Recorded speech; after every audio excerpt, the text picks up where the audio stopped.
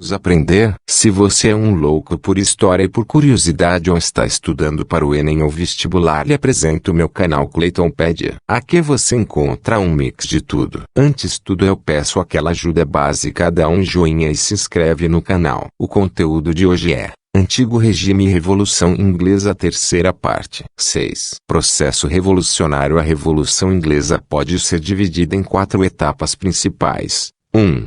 Guerra Civil, 1642 a 1648. 2. Regime Republicano, 1649 a 1659.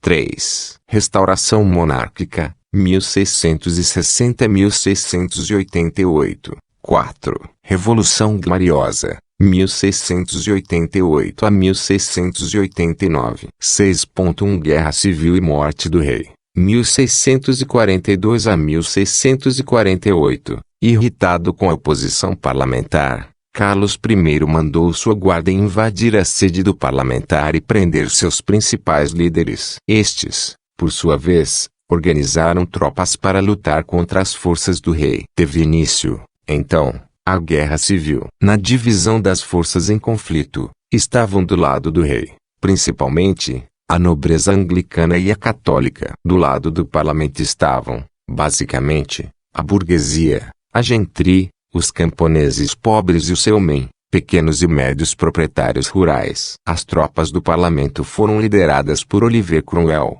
que organizou o New Model Army, novo modelo de exército, cujos postos de comando eram conquistados por merecimento militar e não pela origem de família, como ocorria no exército organizado pelo monarca. A adoção desse critério estimulou os combates, contribuindo para o fortalecimento das tropas parlamentares. A Guerra Civil chegou ao fim com a vitória das tropas do parlamento. O rei Carlos I foi preso e condenado à morte, sendo decapitado em 30 de janeiro de 1649. 6.2 Regime Republicano, Protetorado, 1649 a 1659. Após esmagar as oposições, Oliver Cromwell instalou na Inglaterra o regime republicano, comandando o país de 1649 a 1658. A República Ditatorial de Cromwell ficou conhecida como Protetorado. Entre os acontecimentos que marcaram esse período,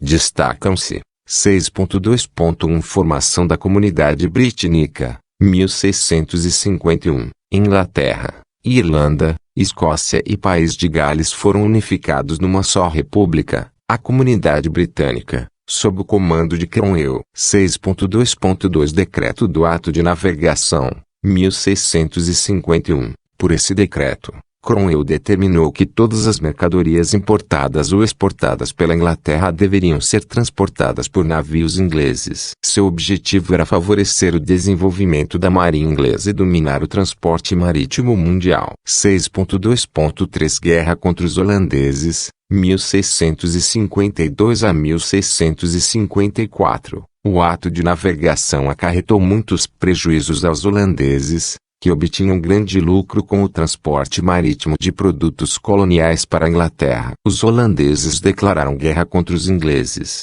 mas foram derrotados. A Inglaterra tornou-se, então, a maior potência naval do mundo. 6.2.4 Estabelecimento do título de Lord Protetor, 1653. Oliver Cromwell assumiu o título de Lorde Protetor da Comunidade Britânica. Seu cargo tornou-se vitalício e hereditário. Após a morte de Cromwell, 1658, seu filho, Ricardo, assumiu o poder, dando continuidade ao governo republicano. 6.3 Restauração monárquica. Os Stuart voltam ao poder, 1660 a 1688.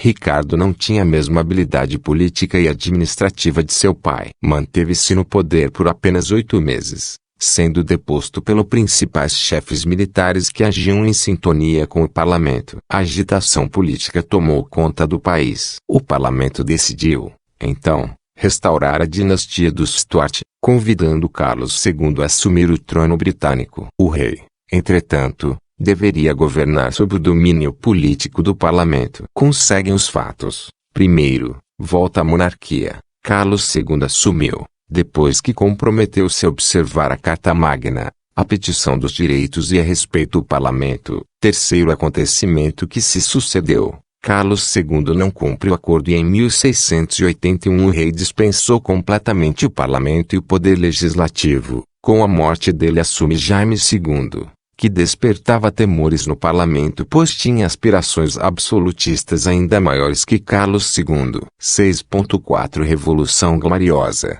a derrota do absolutismo, 1688 a 1689. Temendo a volta do absolutismo, a maioria do parlamento decidiu tirar do poder o rei Jaime II. Para isso, estabeleceu-se um acordo com o príncipe holandês Guilherme de Orange, casado com Maria Stuart, filha de Jaime II, que assumiria o trono inglês com a condição de que respeitasse os poderes do parlamento.